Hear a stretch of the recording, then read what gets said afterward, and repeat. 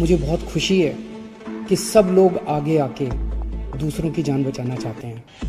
हर धर्म के लोग, चाहे वो किसी भी धर्म के हो, किसी भी जात के हों, सब लोगों के मन में एक जज्बा है कि मेरी जान बची, अब मैं किस तरह से दूसरों की जान बचा सकता हूँ।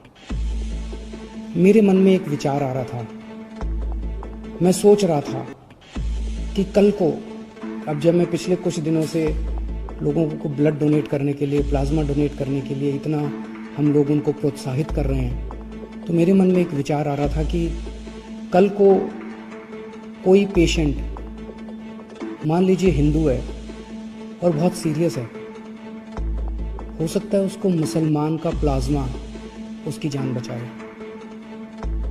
मान लीजिए कोई पेशेंट मुसलमान है, बहुत सीरियस है, हो सकता है किसी हिंदू का प्लाज्मा, हिंदू के शरीर का प्लाज्मा उसकी जान बचाए। भगवान ने जब धरती बनाई थी तो उसने तो इंसान बनाए थे। हर इंसान की दो आंखें हैं, एक जैसा शरीर है, लाल रंग का खून है, उसी किस्म का प्लाज्मा है।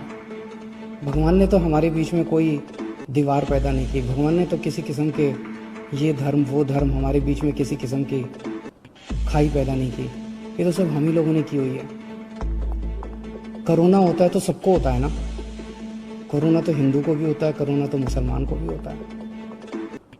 और आपके शरीर का प्लाज्मा जब बचाता है तो वो हिंदू का प्लाज्मा भी दूसरे को बचाता है, मुसलमान का प्लाज्मा भी बचाता है। हिंदू का प्लाज्मा मुसलमान को भी बचाता है, मुसलमान का प्लाज्मा हिंदू को भी बचाता है। तो फिर ये दीवारें हम लोगों ने आपस में क्यों पैदा की हुई हैं? कम से कम ये कोरोना की बीमारी से हम ये सीख तो ले सकते हैं।